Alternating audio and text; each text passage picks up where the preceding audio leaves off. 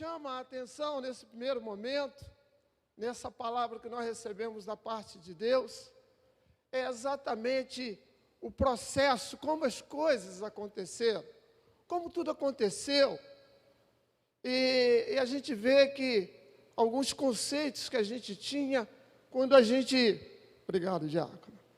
Quando a gente começa a entender melhor a dinâmica de Jesus no relacionamento dele com os seus discípulos e no relacionamento dele conosco, a gente vê que muita coisa muda. Irmãos, a gente começa quando Jesus, daqui a pouco nós vamos ler um texto que o texto diz que Jesus escolheu. E é a partir daí que eu comecei a me envolver com isso. A gente sabe que na vida, o tempo todo, nós precisamos fazer escolhas. Nós que estamos aqui no templo, você que está aí na sua casa, você que está em qualquer lugar, ouvindo, assistindo esse culto, você sabe, nós sabemos que nós estamos o tempo todo diante de algumas escolhas. Muitos de nós escolhemos a cidade que estamos morando, e glória a Deus por estar morando aqui, amém? Sou muito feliz nessa cidade, eu creio que você também é. Muitos de nós escolhemos o cônjuge, escolhemos, enfim, o emprego, a roupa, o carro, a casa. É um processo natural. Até aí tudo bem, irmãos. E às vezes nós temos escolhas, fazemos escolhas equivocadas, indevidas, e não tem jeito, e nós assumimos o ônus dessas escolhas. Até aí é um processo normal. Mas quando a gente olha para a Bíblia, aliás, às vezes também a gente é vítima, a gente paga caro por causa da escolha de outras pessoas também. Isso é muito comum acontecer. Mas quando a gente olha para a Bíblia e vê Jesus dizendo que não fomos nós que escolhemos a Ele. Ele nos escolheu, Ele que nos escolheu. Aí, irmãos, eu confesso que tudo muda. Então esse processo não é meu, essa decisão não é minha, essa decisão não é sua. Aí vem logo a segunda pergunta. Por que Jesus te escolheu? Por que Ele escolheu a mim? Aí logo vem a resposta, porque Ele nos amou primeiro. O apóstolo Paulo, lá em 2 Tessalonicenses, capítulo 2, diz que nós fomos escolhidos desde o princípio. Então, a nossa história em relação às escolhas de Deus, a nossa escolha, ela já está escrita desde o princípio. E, irmãos, quando a Bíblia nos mostra isso, quando eu comecei a refletir sobre isso, eu comecei a entender, querer entender um pouco mais. Aí 1 João diz que, Jesus falando, jovem, a palavra falando, jovem, eu vos escolhi. E lá no Velho Testamento, Josué diz, escolhei hoje a quem servais. Esse processo de escolha começa desde o Gênesis até o Apocalipse. E em alguns momentos essas escolhas, elas são históricas, elas são marcantes. Quando Jesus, ele escolhe os 12 apóstolos, e também alguns textos é chamado de discípulo. Há uma diferença básica entre apóstolos e discípulos. Não é? O discípulo é aquele aprendiz, né? É o seguidor, basicamente. Ele é o seguidor, ele é o aprendiz. Mas o apóstolo é aquele que é enviado, aquele que é comissionado. Então essa é a diferença básica. Então na Bíblia, alguns textos vai falar os 12 discípulos, os apóstolos. Então isso não vai fazer toda a diferença na nossa palavra. O importante hoje é a gente meditar sobre qual é o nosso papel nessa escolha. Por que você foi escolhido? Por que eu fui escolhido? E qual é a nossa missão? Porque todos aqueles que foram escolhidos receberam a missão. Certamente, quando você foi escolhido para ser líder do pequeno grupo, você recebeu a missão. Veio no pacote uma missão. A partir de agora, você tem uma missão. Você tem uma igreja na sua casa. Você tem uma responsabilidade de conduzir vidas.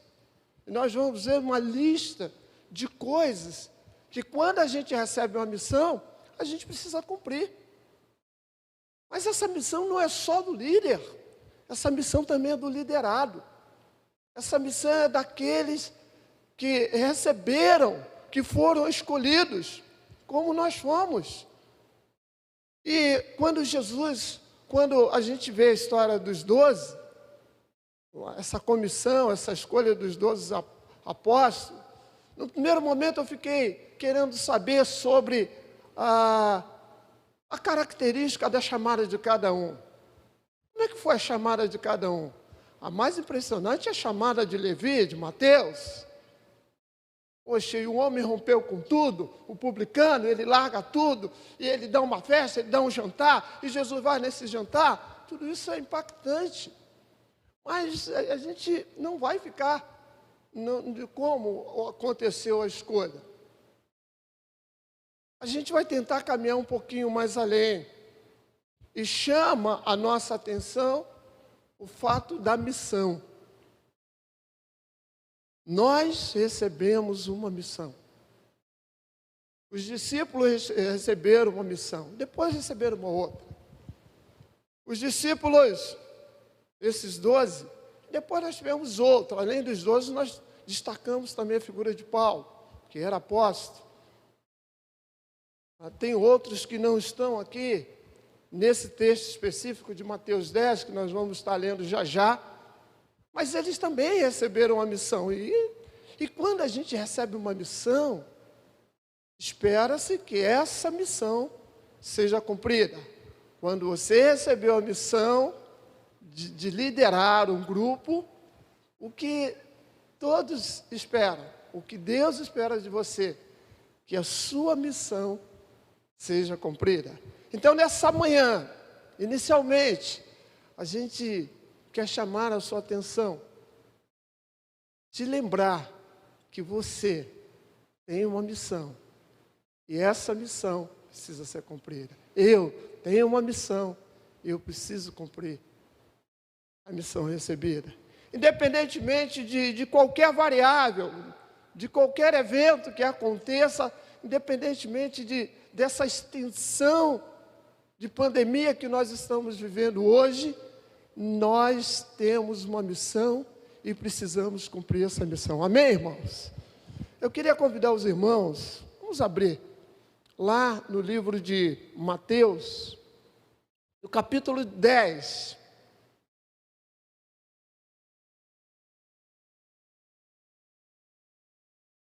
Mateus, capítulo 10.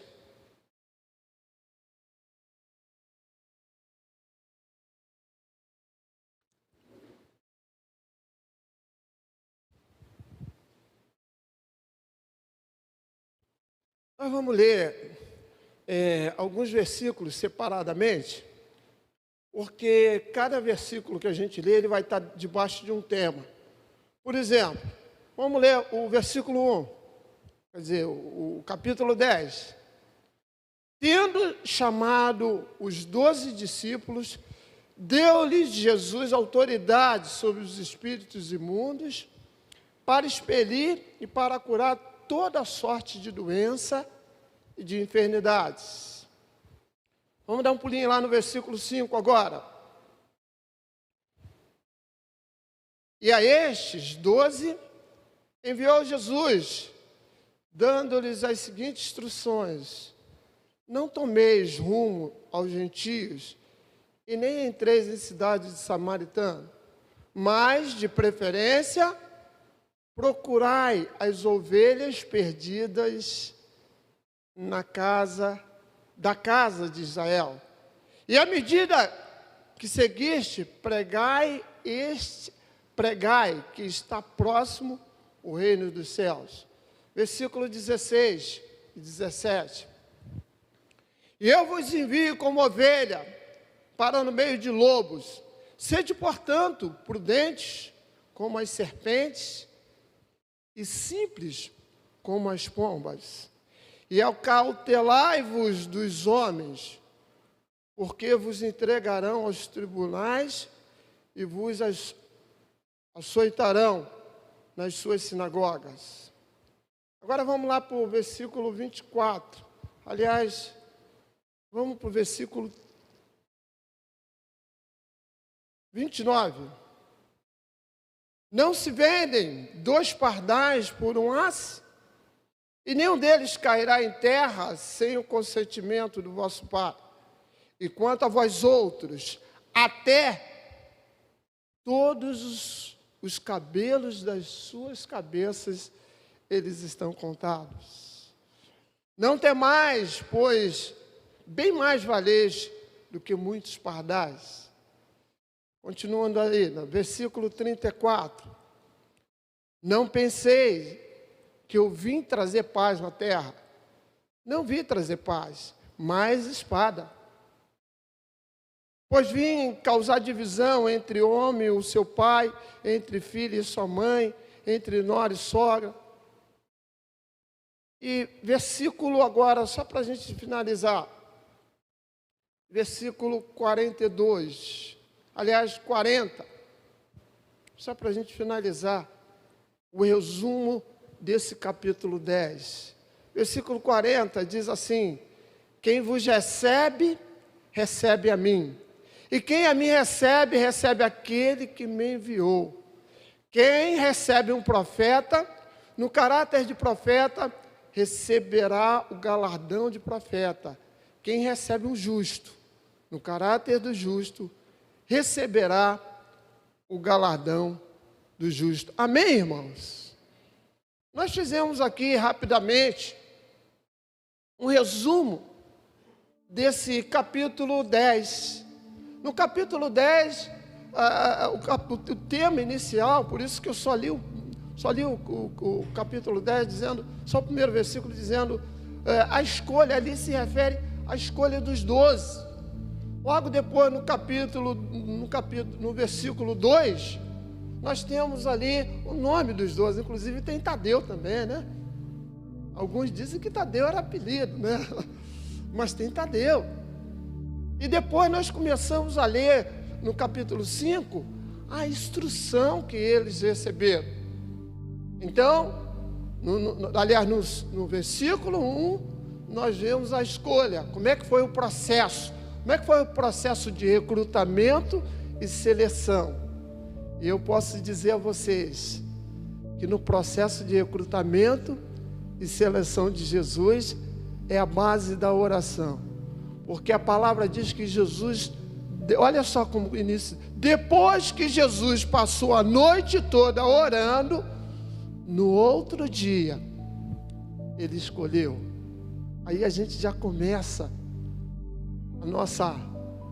explanar um pouco melhor a nossa palavra. Jesus, nós não fomos escolhidos por acaso. Jesus não lançou sorte para escolher esse. Sorte foi lançada para escolher Matias. Mas inicialmente, esses discípulos, Jesus passou a noite toda orando. E a gente já começa a aprender com essa atitude de Jesus, que todo o processo de escolha deve começar com a oração. Amém, irmãos?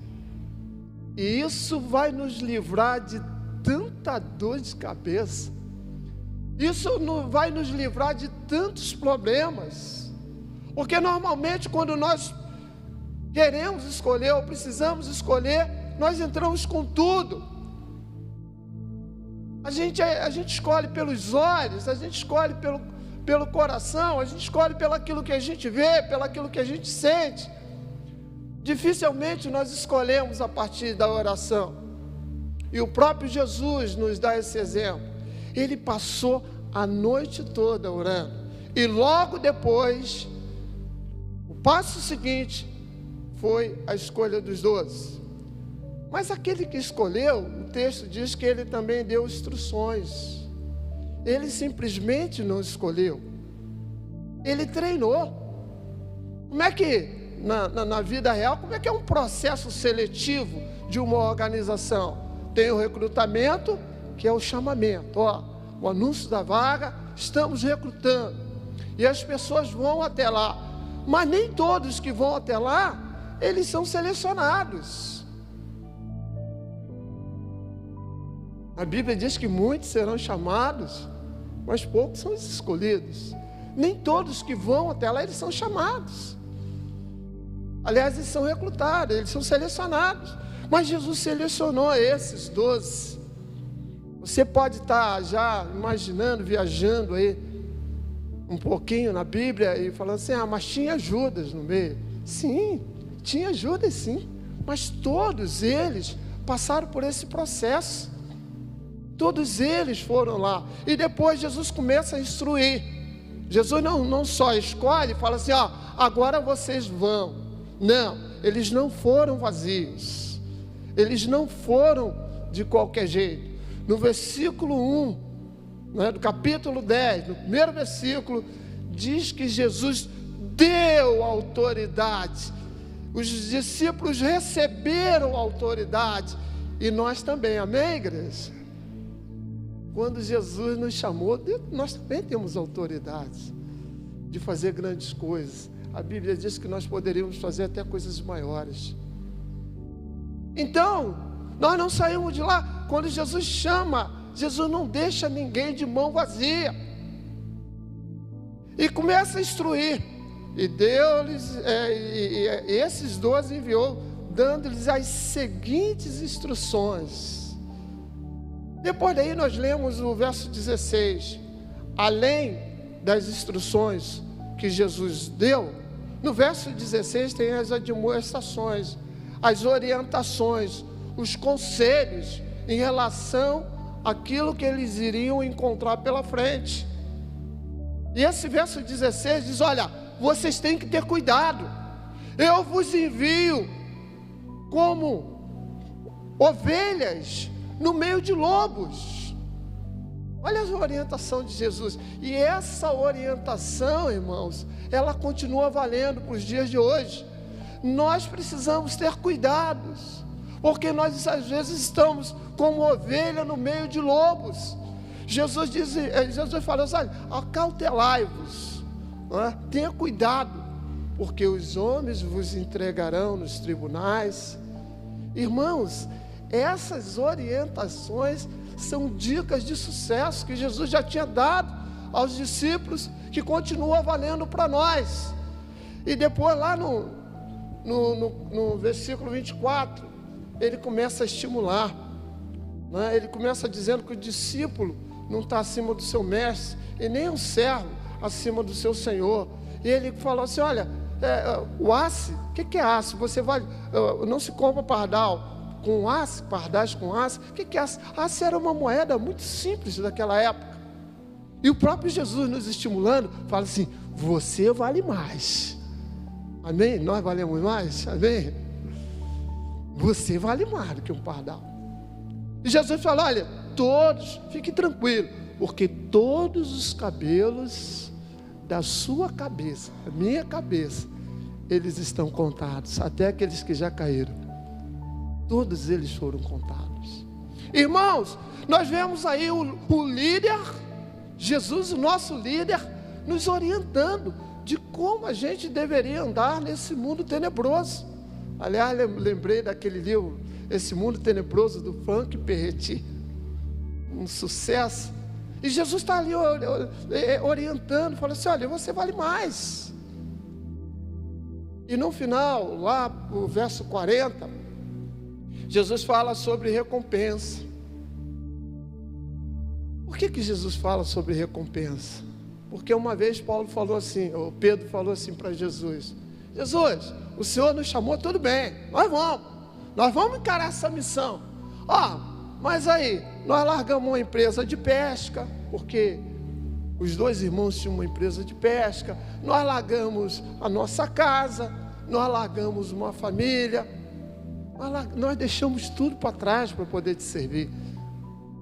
Irmãos, e Jesus, a partir do verso 40, depois você pode ler, você vai ver que Jesus não deixa ninguém de mão vazia, amém? Tudo que a gente faz para o reino de Deus, tudo que a gente faz para o reino de Deus, isso se transforma em recompensa da parte de Deus. Nada foge ao controle do Pai.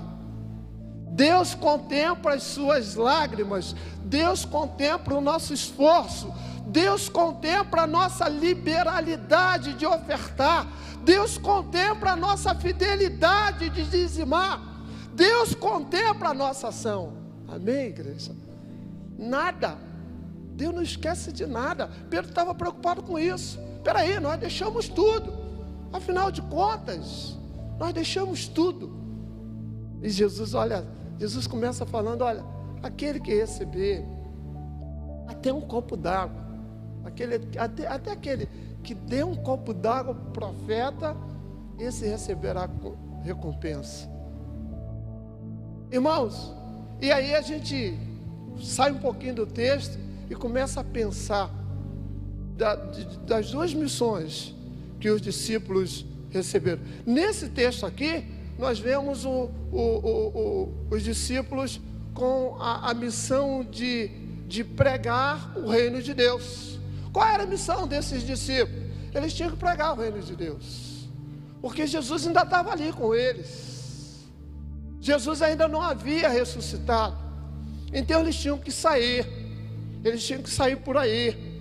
Eles tinham que procurar a ovelha perdida da casa, as ovelhas perdidas da casa de Israel. Essa era a missão.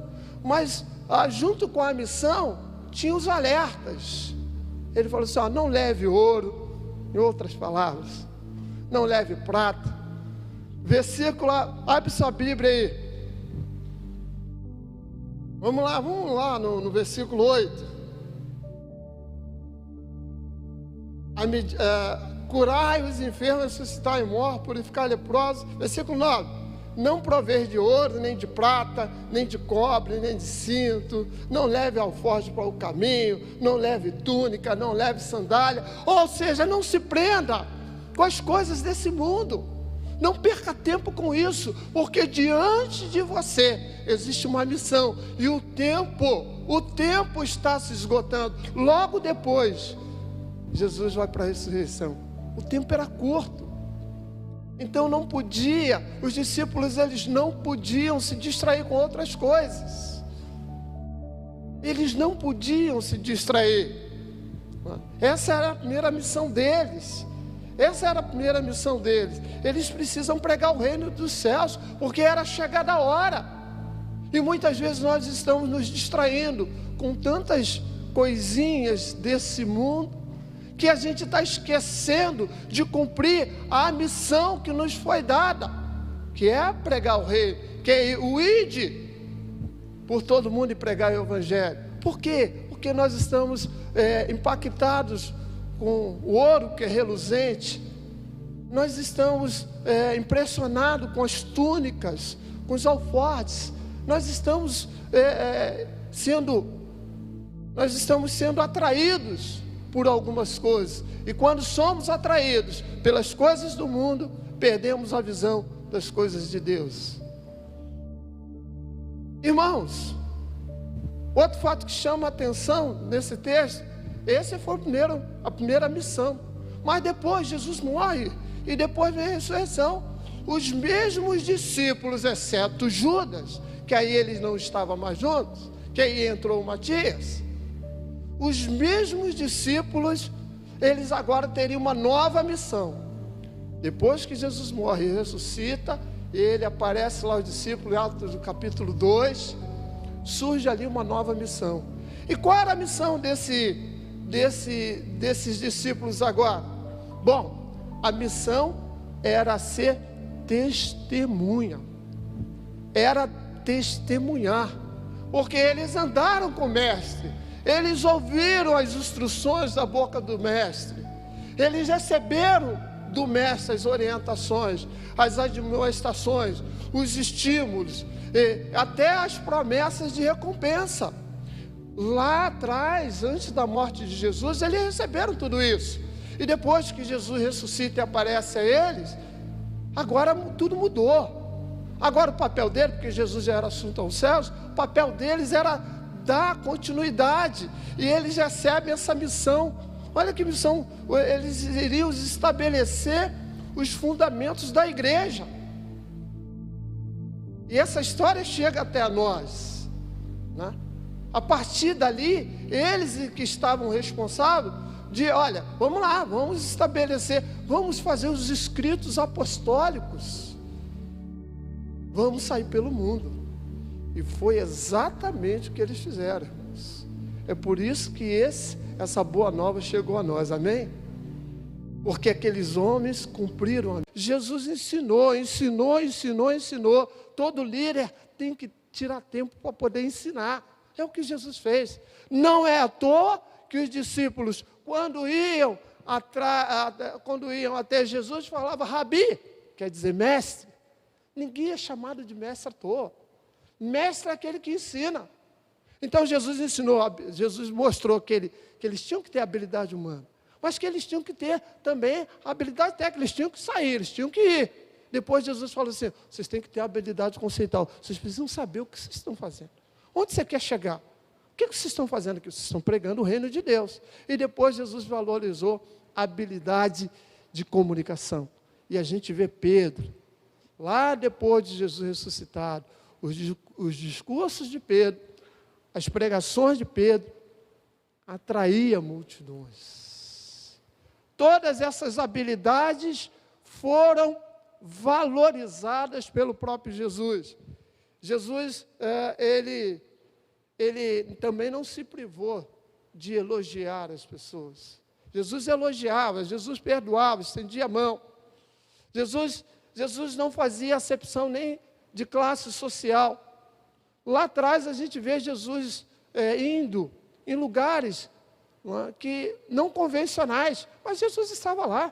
Jesus participou de jantares, Jesus participou de eventos, mas ele não perdeu o foco dele, ele não perdeu a oportunidade nesses lugares.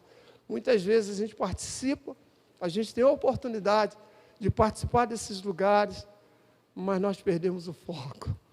Irmãos, Jesus mesmo saiu, mesmo sabendo que ele era Deus, ele era homem, mas ele era Deus. Ele foi prudente em algumas vezes. Jesus sabia a hora que ele tinha que se retirar de uma determinada situação. Eu lembro, lá na cidade de Gadara, o povo se rebela contra ele. O que Jesus faz? Jesus não foi teimoso. Às vezes é momento da gente sair de uma situação e a gente quer bater de frente. Nós somos assim. Às vezes a palavra está dizendo, né? O Espírito Santo está mandando sair, sai daí, vai para outro lugar. Não, eu vou encarar, Isso é falta de sabedoria, e Jesus mostra. Eu achei isso muito bonito, irmão, na paz de Jesus. Quando aquele povo se rebela com Jesus, Jesus saiu dali, foi para outra cidade. E ele orienta os seus discípulos, se você chegar numa casa, sacode a poeira, segue seu rumo. Não adianta. Existem coisas que não tem jeito. A gente precisa ter sabedoria. Ao invés de teimosia, a gente tem que ter sabedoria. E Jesus mostrou isso, irmãos. E Jesus não se encantou com os bajuladores. Em muitas passagens do Novo Testamento, em algumas passagens do Novo Testamento, a gente vê que algumas pessoas, eles elogiavam Jesus da boca para fora. Aqueles elogios vazios, aquelas palavras fugazes, aquelas palavras que não tinham efeito algum, logo para cima de quem? O próprio Jesus.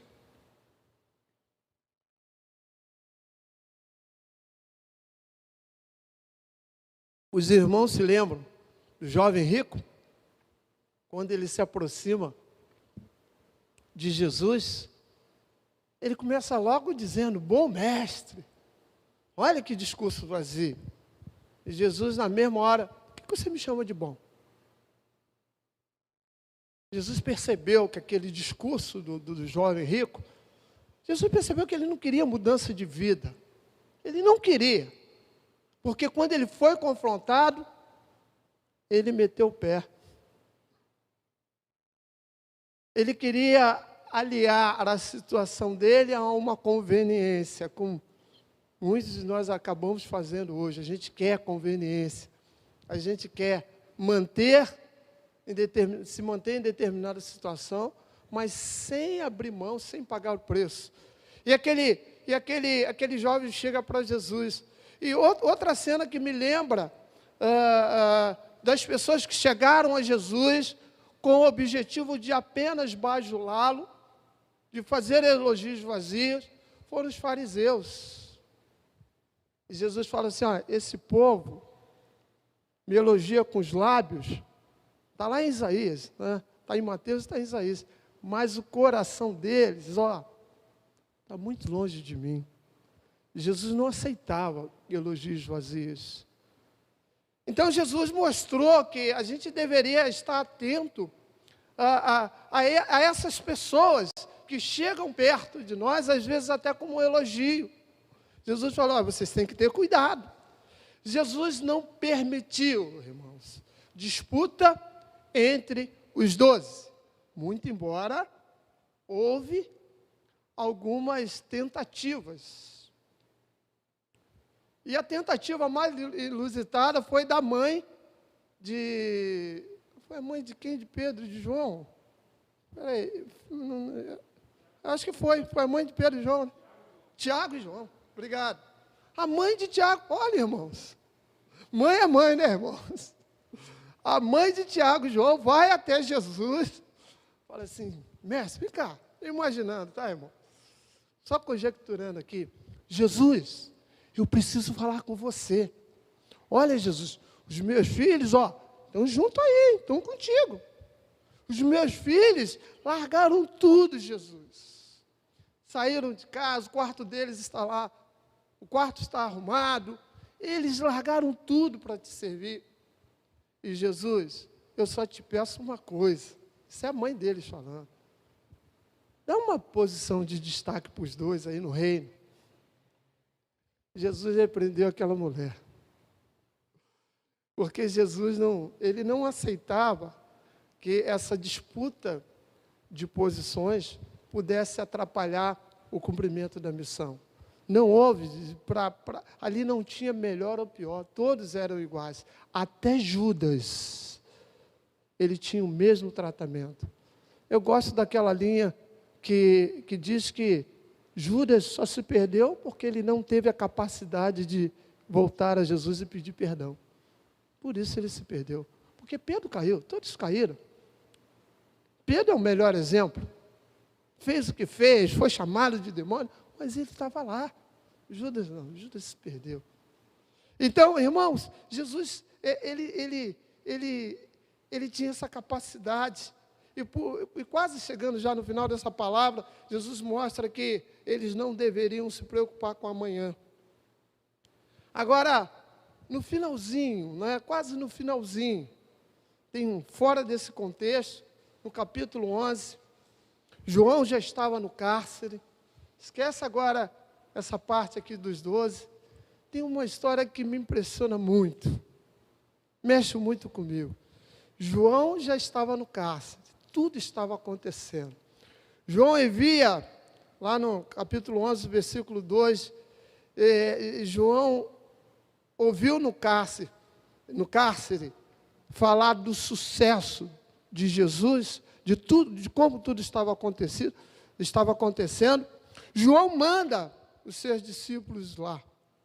E João fala assim: olha, eu quero que vocês vão até Jesus, e pergunta a ele se ele mesmo é o Cristo que estava por vir, ou se a gente tem que esperar outro.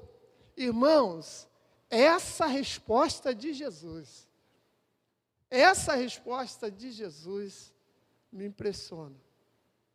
Eu fiquei parado nesse versículo alguns minutos assim parado. A resposta de Jesus é assim, olha que abre sua Bíblia aí, acompanha comigo, por favor. Acompanha comigo esse trechinho da história. Olha a sabedoria do mestre. Olha a sabedoria do mestre. Quando os discípulos chegam para Jesus, eu imagino os discípulos, e aí Jesus, você é o Cristo mesmo? Ou a gente vai esperar outro? João mandou a gente saber. João disse que a nossa missão era perguntar se tu és o Cristo mesmo. Ou vai vir outro, ou virá outro. Jesus respondendo disse, ide, anunciai a João o que vocês estão vendo e ouvindo. E continua, os cegos veem, os coxos andam, os leprosos são purificados, os surdos ouvem, os mortos são ressuscitados, e aos pobres está sendo pregado o Evangelho. Amém, irmãos? Que palavra de Jesus! Na verdade, sabe o que Jesus estava fazendo ali? Jesus estava falando com os próprios exemplos. Nessa manhã, eu quero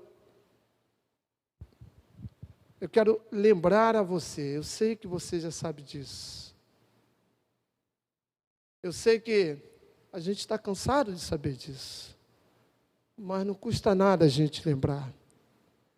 E se você não levar muita coisa dessa palavra, leve pelo menos um pedacinho dela. Quando Jesus, antes de dar a resposta para aqueles discípulos de João, quando ele fala assim, olha só, olha o que vocês estão vendo, ouvindo e vendo.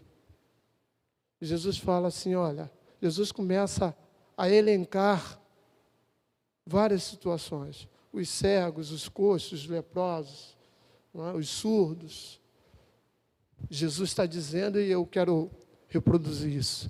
Jesus está dizendo para nós nessa manhã, que os nossos exemplos como líderes, os nossos exemplos como servos, eles testificam de nós mesmos. Amém?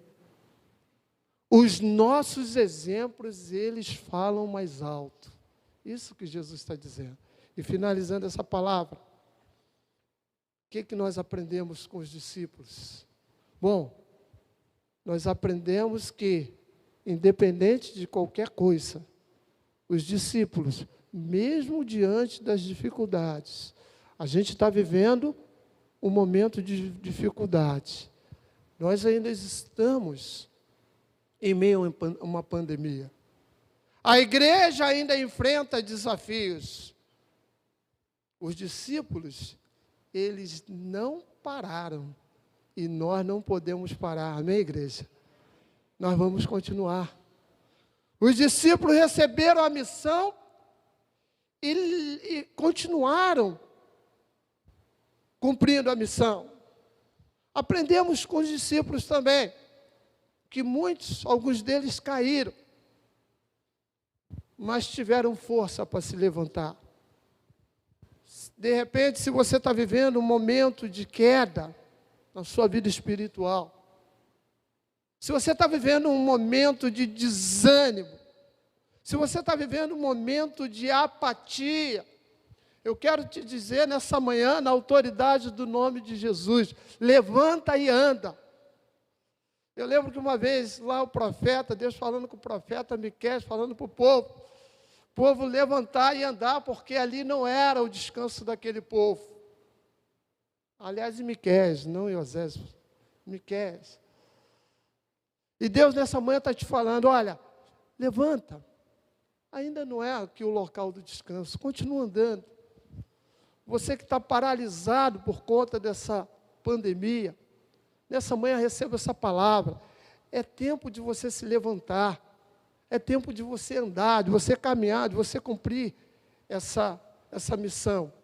Os discípulos, quando eles caíam, Pedro é o melhor exemplo disso, ele não ficou prostrado. Ele negou Jesus 3 vezes, enfim, A história a gente já conhece, mas ele estava lá. E quando Jesus ressuscitou, Pedro foi fundamental para a continuação da obra do Senhor. Eu quero te dizer nessa manhã, vamos ficar em pé? Convidar o louvor, já vem para cá. Quero te dizer nessa manhã, você que é líder de pequeno grupo, você que faz parte do pequeno grupo, você que está longe do pequeno grupo, é tempo de voltar. Eu quero te dizer nessa manhã que você não pode ficar prostrado. Eu quero te dizer, eu lembro daquela palavra lá de Isaías, no capítulo 60, levanta e resplandece, porque já vem a tua luz, e a glória do Senhor, ela está descendo sobre ti.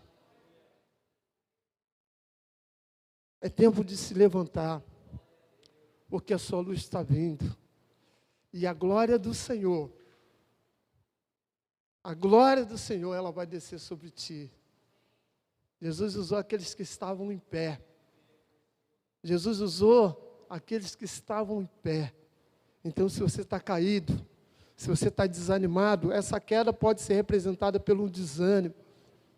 Glória a Deus que hoje a gente tem um número maior aqui. Mas quantas pessoas que poderiam estar aqui não estão? Ainda estão em casa, estão em outro lugar. Talvez isso não seja um sinal do seu desânimo, não seja um sinal da sua queda. Quantas pessoas poderiam estar aqui? Porque todos que estão aqui estão tendo prazer, amém? Todos que estão aqui estão tendo prazer de estar aqui. É tempo de se levantar, porque aqui não é o nosso descanso.